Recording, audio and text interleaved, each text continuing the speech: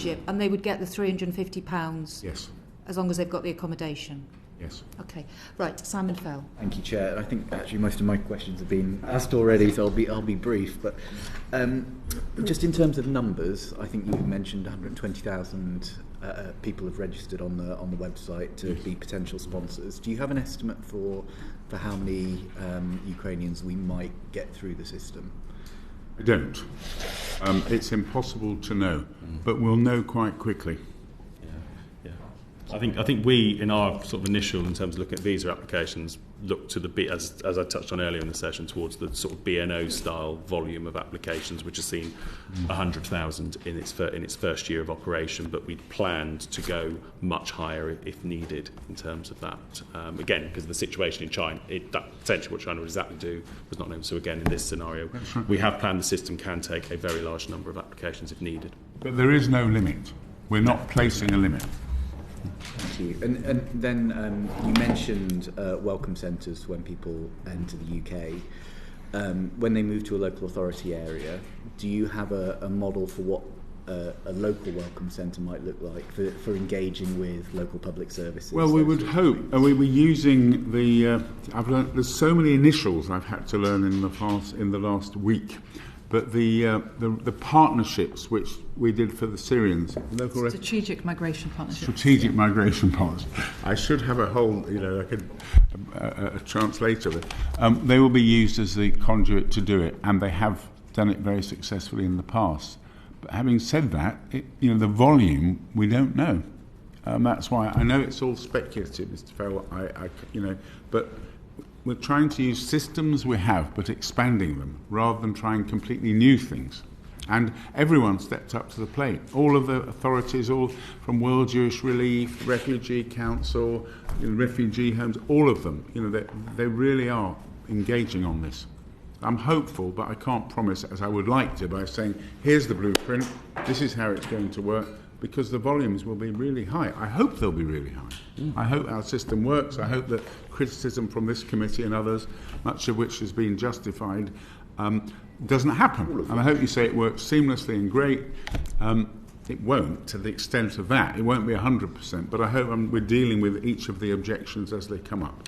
Thank you. And we talked about what the options may be if a relationship breaks down between a sponsor and a family or individual who's staying with them.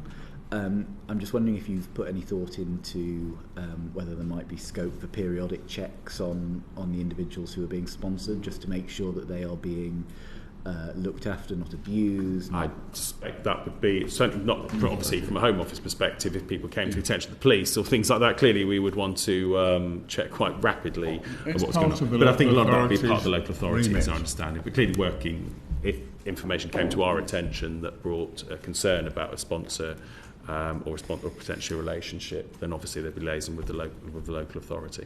Just thinking that a number of these individuals will be incredibly vulnerable. They might not have English as a language at all, let alone first language, and obviously they're in unusual circumstances.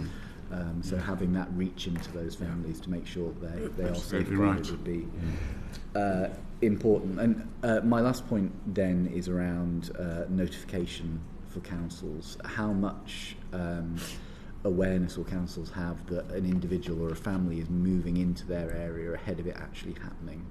Well, we hope it will be simultaneous. We can't quite control it in the way that we did, for example, with the Syrian programme, but we hope it will be instantaneous. They have people ready and willing to take this. There's a process in place. They get the money for it, but there's a process to do it, and I'm hoping that it will be simultaneous. Again, I can't quite promise it because we've not seen things on this volume in our history. Can I just add? Please, Emma. Just to add that as and when the visa applications come in to me in the Home Office and we're processing those visa applications, the data will be shared immediately with the Department for Levelling Up, who will share with local authorities and whoever else needs them. So those data sharing agreements will be in place, so everything happens at the same time. Yeah. And if I may add another point to Simon Fell, one thing we're really trying to do on this time, we get access, as part of the initial application form, the government we have the right to access to their contact details and data, which really is email and mobile. So we're going to try and use those tools as a way of communication.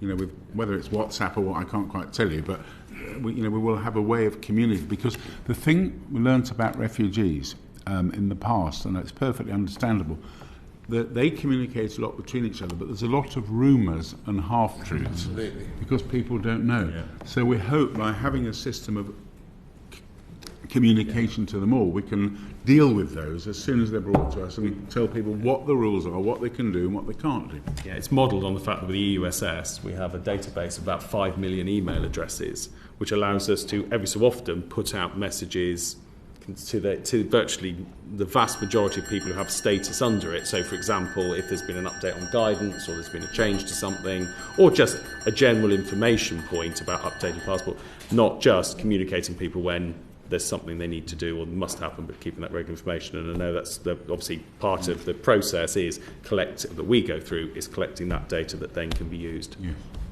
Thank you. And final question, if I may. So, recognise your point that we would just want to get people in the door and into the system. Is there going to be any profiling done of local authority areas, so to understand what capacity they do have, perhaps for schooling or other services, and whether an applicant would actually be suitable for a particular area or might be better placed elsewhere? I suggest those things will evolve. In the same way that, if I could give you an analogy, when we started the Syrian programme, I was so desperate to get people in and away from there that we'd do things, for example, I say it against myself, we found that people in the Isle of Bute who were had been involved, had a chain of shops near Aleppo, and of course they wanted to, and then agricultural workers would be put in cities. So we developed a level of sophistication quite quickly. But at first I was just delighted to get them here. Yeah. So the answer is yes, but I can't promise it straight away.